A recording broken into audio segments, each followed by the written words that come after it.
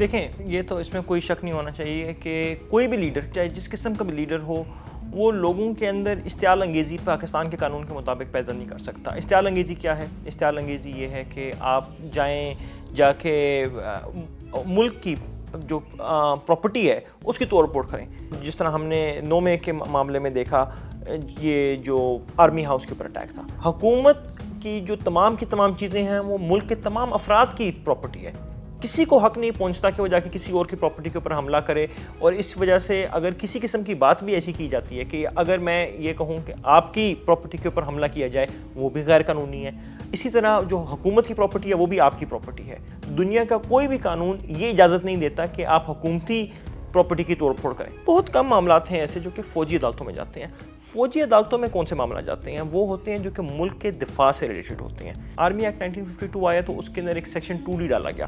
Section 2D کے اندر کہا گیا کہ اگر آرمی کے اوپر کوئی بھی حملہ کرے گا کسی قسم کا بھی، چاہے وہ سویلین ہو یا کوئی آرمی ہو یا چاہے جو بھی کسی قسم کا کوئی بھی بندہ ہو، یہ دیکھے بغیر کہ وہ سویلین ہے یا نہیں، اس کی ٹرائل آرمی عدالت میں ہوگا، کیونکہ یہ ملک کی دفاع کا مسئلہ تھا۔ تو اب سوال یہ ہے کہ جب ایک سیاسی جماعت آرمی ہاؤس کے اوپر حملہ کرتی ہے تو اس کا ٹریٹمنٹ کیا ہم مختلف صرف اس لیے رکھیں کہ وہ ایک سیاسی جماعت ہے؟ ہم نے اس بات کے اوپر تو میرے خیال میں وہ سیاسی جماعت بھی جس نے حملہ کیا تھا وہ بھی متفق ہے کہ وہ دہشت گرد تھے۔ اس کے اوپر تو میرے خیال میں اس وقت کسی قسم کا ان کی بھی دوسری رائے نہیں ہے۔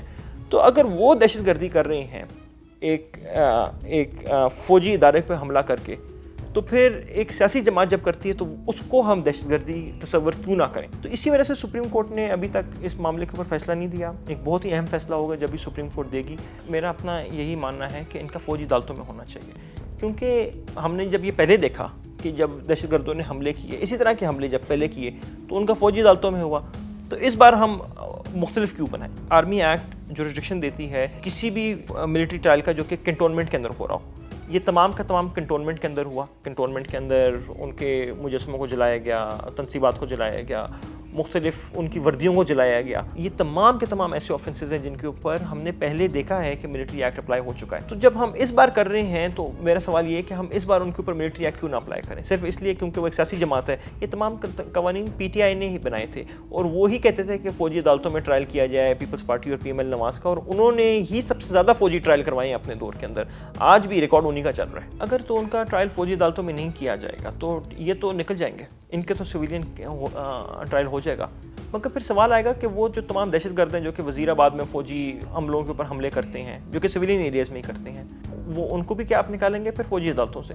کیونکہ مسئلہ تو اس وقت یہی ہے کہ ان دہشت گردوں کو کیا کریں جو کہ حملے کرتے رہے ہیں، جن دہشت گردوں نے ابھی آپ کے ایئر بیسز کے اوپر حملہ کیا، جنہوں نے گوادر پہ حملہ کیا، کیا ہم ان کو پھر دہشت گردی کے زمرے سے نکال کے ہم کہیں کہ ٹھیک ہے پھر ATA میں ان کے خلاف جو سویلین پروسیڈنگ ہے وہ کریں، فوجی پروسیڈنگ نہ کریں؟ یہ ایک ڈیسیجن ہے جو کہ پاکستانی عدالتوں کو دینا ہوگا۔